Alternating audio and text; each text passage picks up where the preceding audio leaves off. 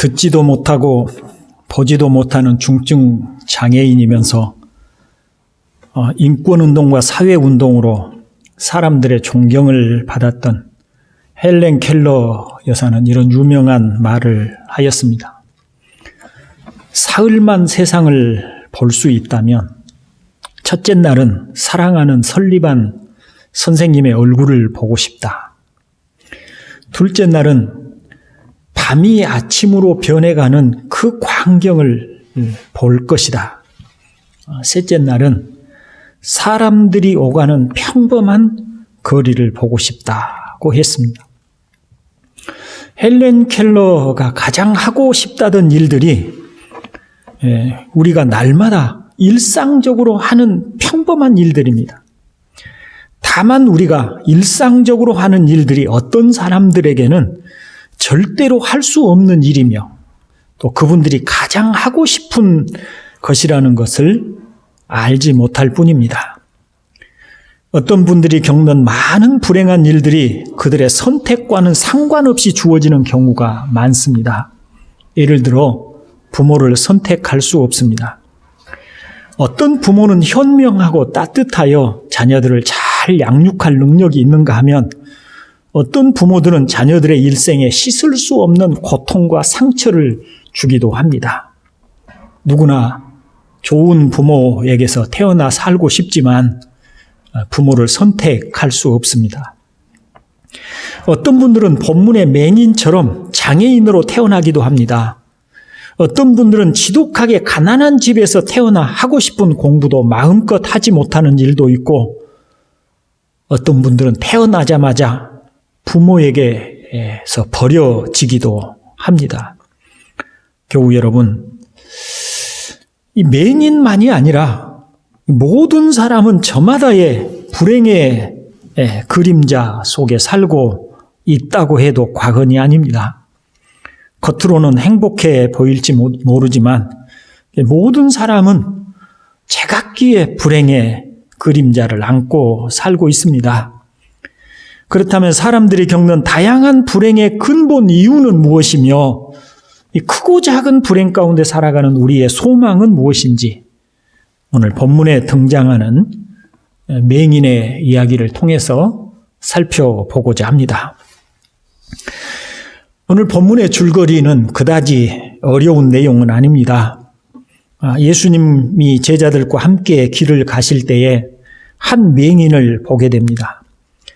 제자들은 그 사람이 맹인으로 태어난 것이 누구의 죄 때문이냐는 질문을 하였고 예수님은 그에게서 하나님이 하시는 일을 나타내고자 하심이라고 대답합니다. 그리고 예수님은 땅에 침을 뱉어 진흙을 이겨 그 사람의 눈에 바르시고 실로암 연못에 가서 씻으라고 하셨습니다. 그 맹인이 예수님의 말씀을 순종하여 실로암 연못에 가서 눈을 씻었을 때에 그의 눈이 밝아졌다는 것입니다. 본문 2절에 제자들이 물어 이르되 랍비여 이 사람이 맹인으로 난 것이 누구의 죄로 인함이니까? 자기니까? 그의 부모니까? 라는 질문을 하고 있습니다. 제자들은 예수님께 이 사람이 맹인으로 태어난 것이 누구의 죄 때문입니까? 라고 물으므로 맹인으로 태어나는 불행을 죄와 연관시켜 질문하고 있죠. 사실 이런 식의 말은 우리도 흔하게 듣는 말이기도 합니다. 우리나라 사람들은 불교의 영향을 받아서 내가 전생에 무슨 죄를 지어서 이런 업보를 치르는가라는 식의 말을 많이 합니다. 그러나 전생이라든지 업보라는 말은 불교적인 용어로 그리스도인들이 사용하기에는 문제가 많이 있는 말입니다. 또 자식이 어떤 불행한 일을 당했을 때 내가 죄가 많아서 내 자식에게 이런 고통을 당하게 한다라고 하는 식의 말을 자주 하기도 하고 듣기도 합니다. 이런 표현들은 사람들이 무의식일망정 자신들이 당하는 불행에는 죄와 깊은 관련이 있다는 것을 이렇게 표현하고 있는 것이죠. 그리고 이런 생각은 성경에서도 지지하는 내용이기도 합니다. 로마서 1장 32절에 그들이 이 같은 일을 행하는 자는 사형에 해당한다고 하나님의 정하심을 알고도 라고 말씀을 합니다. 사람들은 본능적으로 자신들이 범죄하는 일들이 사형, 즉 죽음에 해당한다는 것을 알고 있다는 것입니다. 그렇다면 죄와 불행의 관계를 어떻게 이해하여야 할까요? 성경은 인류의 모든 불행의 시작이 죄로부터라고 말씀을 합니다. 죄는 무엇을 말하는 것인지 지난번에 설명드린 바가 있습니다.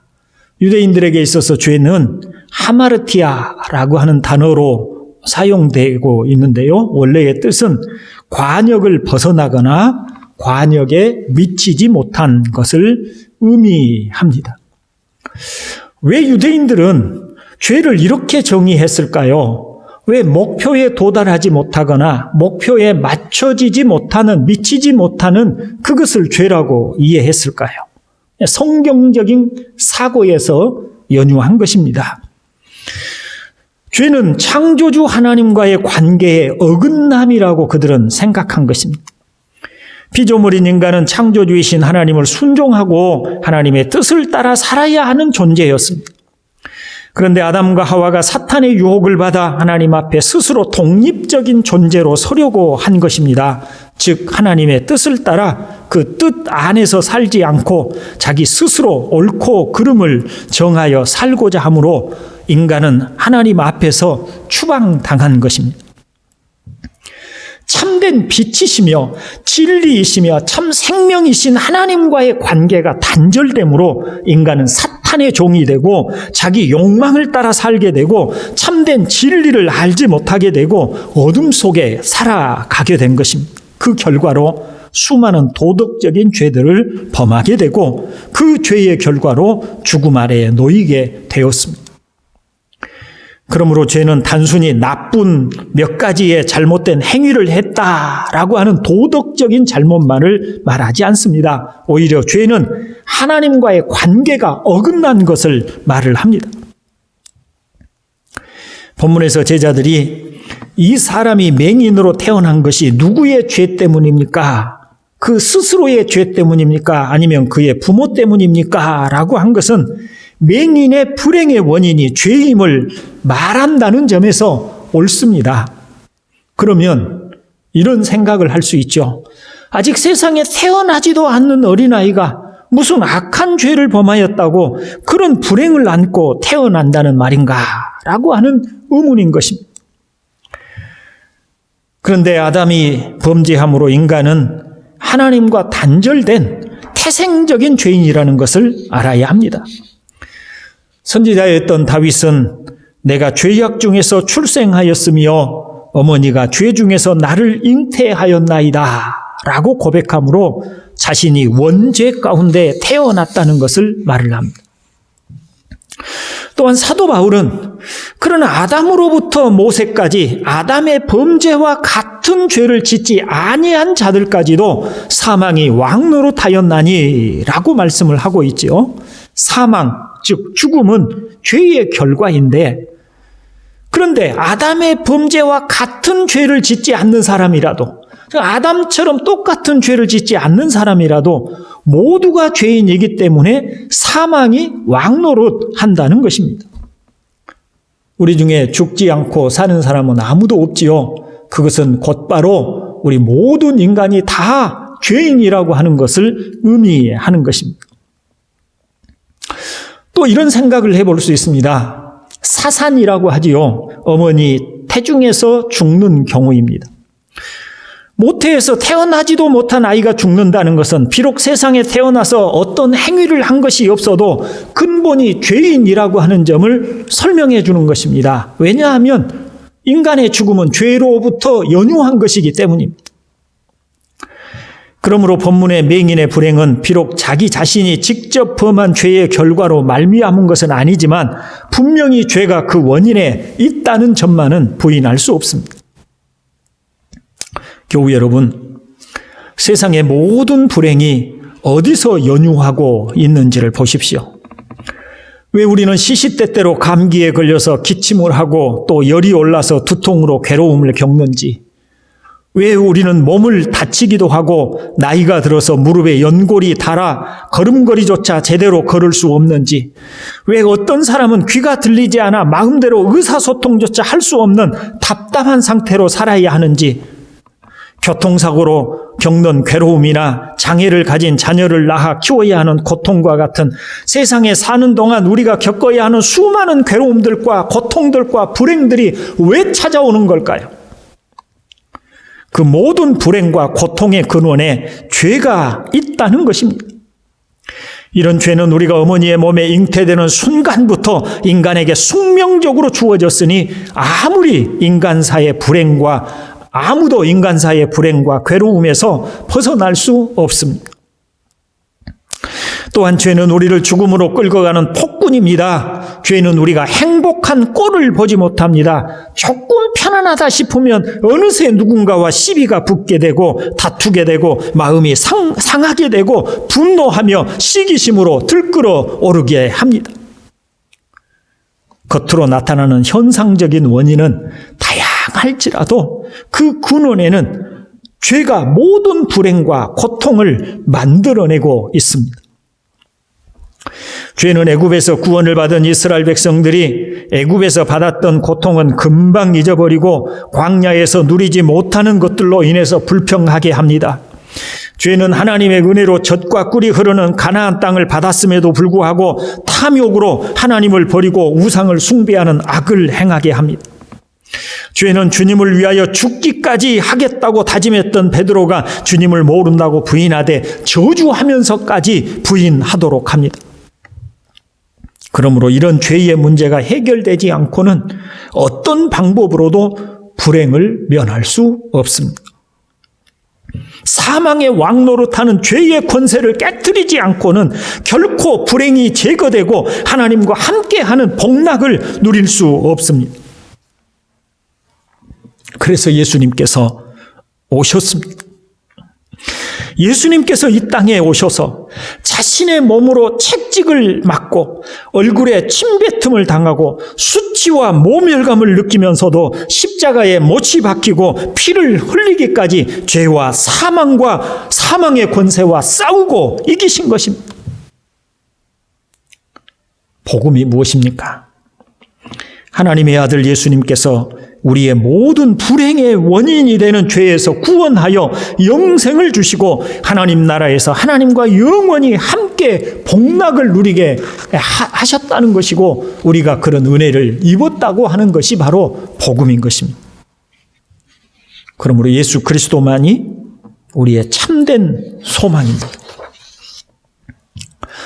본문 3절에 예수님께서 이 사람이나 그 부모의 죄로 인한 것이 아니라 그에게서 하나님이 하시는 일을 나타내고자 하심이라는 말씀이 있습니다. 예수님의 이 말씀은 언뜻 보면 죄와 이 맹인의 불행과는 상관이 없다는 의미처럼 보입니다. 그 부모의 죄 때문도 아니고 그 자신의 죄 때문도 아니다. 그런데 여기에서 그에게서 하나님이 하시는 일을 나타내고자 하심이라는 말씀을 자세히 살펴봐야 그 의미를 정확하게 이해할 수 있습니다. 예수님은 당신이 그 맹인에게 지금 어떤 일을 행하려 하고 있습니다.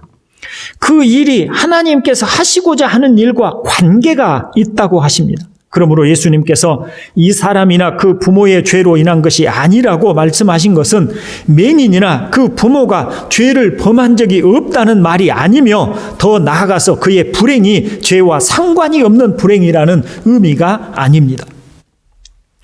예수님은 이 사람이 맹인으로 태어나지 않은 다른 사람들보다 더 죄가 많이 있다거나 그 부모가 다른 사람들보다 더 큰 죄가 있는 것은 아니라고 하십니다. 그러나 뒤이어서 그에게서 하나님이 하시는 일을 나타내고자 하심이라는 말씀을 붙이심으로 더 깊은 의미로 나아가고 있습니다. 예수님은 이제 소경에게 나타날 하나님의 일이 바로 자신과 제자들이 함께 해온 그 일이고 자신이 아버지께로부터 보냄을 받아 행한 일이라는 것이죠. 그것은 누구든지 그를 믿는 자는 멸망하지 않고 영생을 얻게 하려 한다는 것입니다. 그런 점에서 맹인의 불행은 오히려 죄와 더욱 깊은 관계가 있다고 말할 수 있습니다. 예수님의 말씀을 통해서 우리는 어떤 사람의 불행이 다른 사람들보다 더 많은 죄를 짓기 때문이라는 식의 생각을 하는 것은 단연코 옳지 않습니다. 예수님 당시에 실로암의 망대가 갑자기 무너졌고 그 망대에 깔려서 많은 사람이 죽었습니다. 유대인들은 생각하기를 갑자기 이 망대가 무너지게 되고 그리고 그 망대에 깔려서 죽은 사람들을 보니까 저 사람들이 우리는 몰라도 무슨 특별한 죄를 더 범한 것이 있는가 이렇게 생각을 했다는 것이죠. 그에 대해서 예수님께서는 그렇게 생각해서는 안 된다. 그 사람들이 너희들보다 다른 사람들보다 죄가 더 많아서 그런 것이 아니다라고 설명하셨습니다. 그러므로 우리도 누군가가 어떤 불행한 일을 당했을 때 저 사람이 우리는 몰라도 다른 사람들보다 더 특별한 어떤 죄가 있어서 저런 불행한 일을 당한가 보다라고 하는 식의 말은 결코 해서는 안 된다는 것 또한 기억하실 수 있기를 바랍니다. 다만 인간이 당하는 모든 불행의 원인은 죄라는 것은 맞습니다. 모든 사람이 죄를 지었으므로 사망이 모든 사람에게 이르렀느니라. 로마서 5장 12절의 말씀입니다. 자, 이게 예수님께서 어떻게 하시는지를 통해서 앞에서 말씀드린 의미가 맞는지 보겠습니다. 제자들의 질문에 대답을 하신 예수님은 땅에 침을 뱉어서 진흙을 이겨 맹인의 눈에 바르시고 실로한 못에 가서 씻으라고 하셨습니다. 예수님께서 일반적으로 병자를 고치실 때나 어떤 기적을 행하실 때에 어떻게 하셨습니까? 항상 이렇게 무슨 흙을 바른다거나 침을 뱉는다거나 이런 방식으로 어떤 기적과 표적을 행하셨나요? 그렇지 않으셨습니다. 예수님의 말씀은 권능이 있고 권세가 있어서 어떤 말씀을 하시면 말씀 그 자체로 그대로 이루어졌습니다. 아무리 거세게 몰아치는 풍랑일지라도 예수님께서 잠잠히 잔잔하라 고요하라 하고 조용하게 말씀을 하셔도 그 거세게 몰아치던 파도가 풍랑이 금방 잔잔해지고 고요해졌습니다. 그런데 본문의 맹인에게는 왜 침을 뱉어서 진흙을 이겨 그 눈에 발라주고 실로한 못에 가서 씻으라고 하시는 걸까요? 그런데 예수님이 이와 같이 침을 뱉는 일을 행하신 이들이 또 있습니다. 침을 뱉어서 그것으로 바르고 고치신 그런 병자들이 있다는 것이죠. 마가복음 7장 33절에 보면 어떤 귀머거리를 고치실 때 그렇게 하셨고, 그리고 마가복음 8장 23절에는 갈릴리 벳세다에서 어떤 다른 맹인을 고치실 때 또 이와 같은 방식으로 하셨습니다.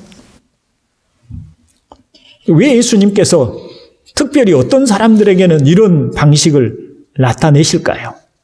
두 가지 의미로 설명을 해보겠습니다. 첫째로, 침은 우리가 일반적으로도 누군가에게 침을 뱉으면 모욕과 멸시를 나타내는 것이지만 성경에서도 이렇게 침을 뱉는 행위는 상대방에 대한 멸시를 드러내는 그런 표시였습니다. 레위기 15장 8절에 유출병이 있는 자가 정한 자에게 침을 뱉으면 정한 자는 그의 옷을 빨고 물로 몸을 씻을 것이며 저녁까지 부정하리라고 하여서 침을 뱉음을 당한 사람은 어떤 부정적인 표현을 사용하고 있는 것을 볼 수 있지요. 또한 땅이나 티끌도 더럽고 낮은 것, 천한 것을 의미했습니다. 하와를 유혹하였던 뱀에게 하나님께서 저주하실 때에 배를 땅에 대고 기어다니며 흙을 먹으리라고 하신 저주는 진짜로 뱀이 흙을 먹고 살 것이라고 하는 의미가 아니라 이 범죄로 말미암아서 낮고 비천한 처지로 전락하게 된 것을 나타내는 저주였습니다. 그러므로 예수님께서 땅에 침을 뱉어서 흙을 이겨서 눈에 바른 것은 죄로 말미암아 낮고 비참하게 되어버린 그 사람의 형편을 가리키는 것입니다. 그리고 예수님께서 실로암 못에 가서 씻으라고 하시면서 실로암이 보냄을 받았다고 하는 뜻이라고 부연 설명을 하는 것으로 보아서 보냄을 받은 분에게 가서 씻어 정결하게 하라는 의미로 해석할 수 있습니다.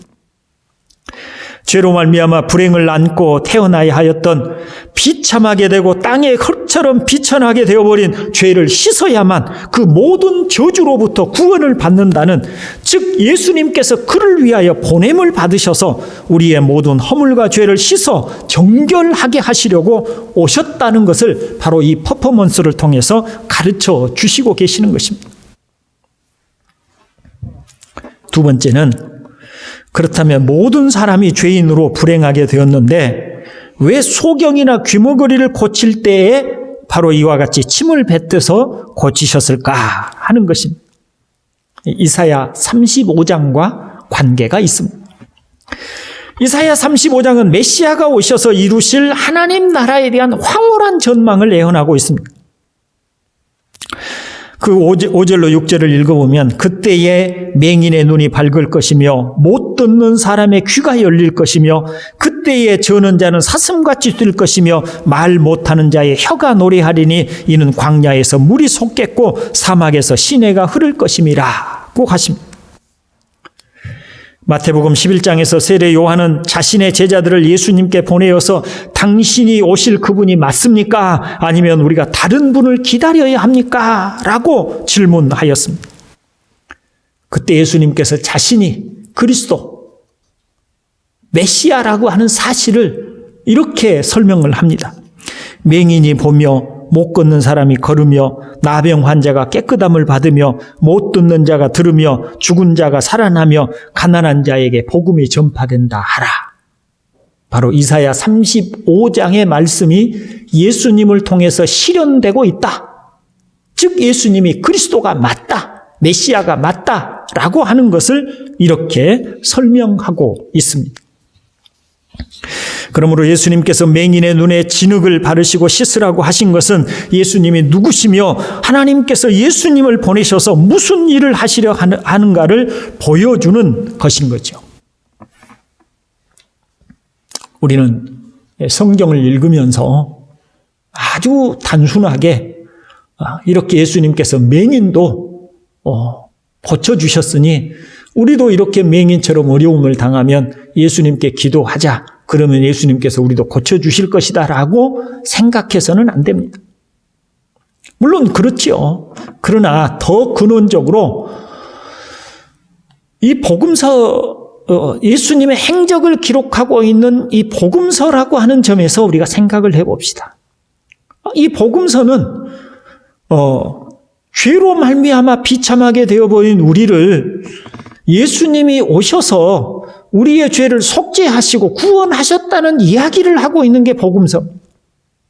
다시 말하면 복음서는 예수님이 누구냐? 그분은 우리를 대속하시기 위해서 오신 분이시다. 그분이 어떤 분이셨느냐? 그분이 원래 하나님이셨던 영광스러우신 분이셨다. 그런데 우리의 죄를 대속하시기 위해서 사람이 되셔서 이 땅에 오셨다라고 그렇게 말씀하고 계시는 것이. 그래서 우리가 그런 관점에서 성경을 살펴야 되는 것이죠. 이런 해석을 바탕으로 우리가 들어야 할 말씀이 무엇인지 생각해 보고자 합니다. 먼저는 우리를 불쌍히 여기시는 하나님과 예수님의 긍휼하심을 보고 싶습니다. 하나님이 하시는 일은 하나님께서 죄로 말미암아 불행을 안고 사는 우리를 구원하시려고 독생하신 아들을 보내주신 일을 말씀합니다. 또한 예수님은 영원한 영광 중에 거하시는 분이신데 오직 우리를 구원하시려고 사람의 몸을 입고 오셨고 십자가에서 대속의 죽음을 당하셨습니다. 거룩하신 성령님은 비천한 우리를 찾아오셔서 거듭나도록 도우실 뿐만 아니라 우리를 진리 가운데로 인도하시고자 오늘도 일하십니다. 성령님께서 비천한 우리 가운데 거하신다고 하는 면을 한번 생각해 봅시다. 성령님은 성삼위일체 하나님 중에 한 분이십니다. 거룩하신 분이시죠. 성경은 하나님이 얼마나 거룩하신지를 정말 강조해서 설명합니다. 그런데 그 거룩하신 분이 날마다 허물이 많은 우리에게, 날마다 여러 가지 죄를 범하는 우리에게, 여러 가지 허물과 죄로 더럽혀진 우리와 함께 하십니다. 그럴 때 그 거룩하신 분이 얼마나 고통스럽겠습니까? 얼마나 괴롭겠습니까? 그 거룩하신 분이 우리와 함께 할 때, 우리가 범죄할 때 얼마나 아파하시고 고통스러워 하시겠습니까? 그런데도 그분이 우리를 떠나지 않으시고 비천한 우리와 함께 하시는 이유가 무엇입니까? 바로 우리를 불쌍히 여기시기 때문입니다. 우리를 진리로 가르치시고 우리를 하나님의 말씀으로 교훈하시고 감동하시고 감하셔서 진리 가운데로 우리를 인도하시고 우리의 보혜사가 되셔서 계속해서 우리를 하나님의 거룩한 자녀로 이끌어 가시기 위해서 당신이 많은 괴로움을 당하시면서도 우리와 함께 하시는 것입니다. 그 성령님이 바로 긍휼하신 분이라고 하는 것을 보여주고 있는 것입니다. 예수님의 긍휼하신 성품을 히브리서는 이렇게 말을 합니다. 히브리서 4장 15절에 우리에게 있는 대제사장은 우리의 연약함을 동정하지 못하실 리가 아니요 모든 일에 우리와 똑같이 시험을 받으신 이로되 죄는 없으시니라. 아멘. 예수님은 땅에 계실 때에 긍휼하신 성품을 충분히 보여주셨습니다. 나병에 걸려서 누구도 가까이 가기를 꺼리는 환자에게도 가까이 가셔서 그 몸에 친히 손을 대시면서 그를 고쳐주셨습니다. 나사로의 무덤 앞에서는 죄로 말미암아 사람이 죽어 무덤에 묻히고 그를 슬퍼하는 가족들의 눈물을 보시고 비통하게 여기셨다고 말씀을 합니다. 저는 나인성으로 들어가시던 길에 한 과부의 아들이 죽어 그 장례 행렬이 나올 때, 성에서 나올 때, 그 행렬의, 장례 행렬의 뒤를 슬피 울며 따르는 과부의 눈물을 보신 예수님께서 그 장례 행렬을 멈추게 하시고, 그리고 그 죽은 젊은 청년을 살아나게 하셔서 그 어머니, 슬피 우는 어머니의 품에 안겨주신 바로 이 사건을 통해서 예수님의 긍휼하신 성품을 정말 풍성하게 볼 수 있었습니다. 예수님께서는 거기에서 어떤 교훈을 말씀하시지 않았습니다. 예수님께서는 거기에서 무엇을 가르치지 않으셨습니다. 그저 잠잠히 슬피 우는 여인의 슬픔을 보시고 그리고 그 청년을 살려서 그 어머니 품에 안겨주고 떠나셨습니다. 예수님의 성품의 긍휼하심을 바로 이렇게 보여주신 것입니다. 교우 여러분, 우리 예수님께서 지금도 우리의 눈물과 비참함을 보시고 긍휼히 여기신다는 것을 아십니까? 앞에서 히브리서 4장 12절의 대제사장은 지금 아버지 보좌 우편의 영광 중에 계시지만 여전히 우리를 동정하시고 우리의 슬픔을 아시며 우리가 당하는 고통을 아십니다. 그리고 도우십니다. 예수님은 얼마 전에 유대인들이 돌로 치려는 것을 간신히 피하여 나오셨습니다. 그리고 지금 맹인을 고치시는 시점이 바로 안식일입니다. 안식일을 범하였다고 어떤 시비가 붙을 것을 아시면서도 그럼에도 불구하고 예수님은 맹인을 고쳐주셨습니다. 그것이 바로 예수님께서 가지신 긍휼의 성품을 보여주고 있는 것이죠. 그런 긍휼하신 예수님이시기에 죄로 말미암아 비참하게 되고 사망의 종로로 가게 되고 영원한 지옥의 형벌을 당해야 되고 하나님의 진노의 심판을 받아야 되는 우리를 구원하시기 위해서 영광의 보좌를 떠나 우리와 같이 비천한 종의 형체를 짓고 이 땅에 오셨고 우리 대신 십자가에서 속죄를 우리 죄를 대신 속죄하시고 죽으시기까지 하셨고요.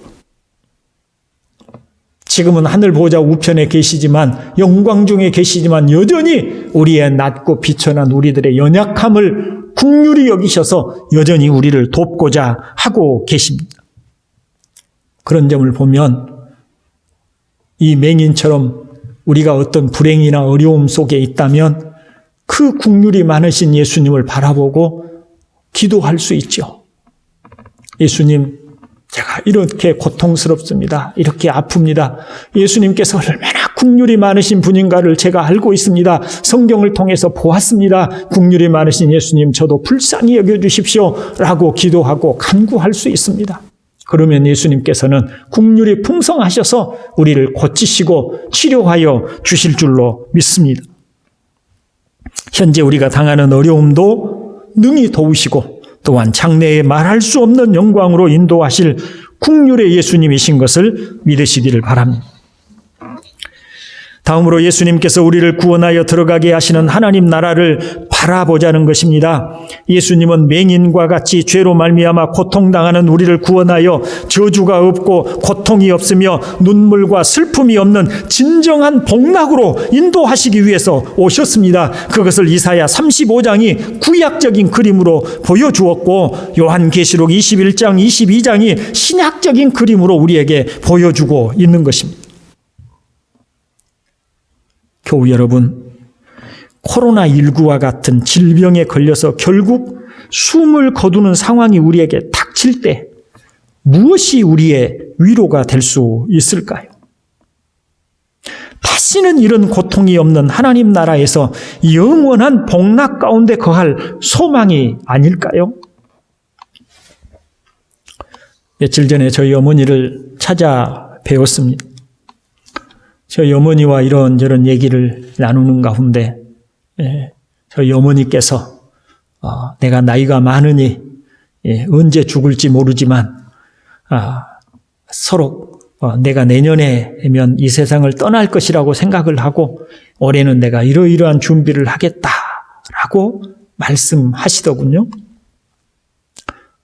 젊은 우리들은 나이가 있다고 해도 아직은 젊기 때문에 이런 사실들에 대해서 별로 감각 없이 살고 있지만 연세가 많으신 분들은 하루하루 내가 내일 살아있을까? 내가 내년에는 살아있을까? 이런 생각들을 하고 사시는 것 같습니다. 그런 분들에게 내가 언제 이 세상을 떠나야 할지 모르겠다라고 하시는 분들에게 그런 분들에게 있어서 진정한 소망은 무엇이겠습니까? 그런 분들에게 당장 필요한 것은 무엇일까요? 지금 당장 고통은 없지만 여전히 언제 어떤 불행이 닥칠지 알 수 없는 세상에서 무엇이 우리에게 가장 큰 근원적인 위로가 될 수 있을까요? 예수님께서 십자가에서 대속하여 주신 은혜와 하나님께서 함께 거할 영원한 약속입니다. 성도는 땅에 있지만 하나님과 함께 거할 영원한 영광의 나라를 항상 바라보는 사람입니다. 예수님께서 이와 같은 소망을 우리에게 주셨으니 저와 여러분들도 오늘 말씀을 통해서 이 맹인처럼 불행과 고통 중에 살고 있는 우리를 구원하셔서 영광의 나라, 그 이사야 35장에서 그리고 요한계시록 21장, 22장에서 말씀하신 그 영광의 나라로 우리를 인도하시고자 하시는구나. 이것을 깨닫는 그리고 그런 소망 중에 거하는 저와 여러분 되실 수 있기를 주님의 이름으로 축원을 드립니다. 아멘.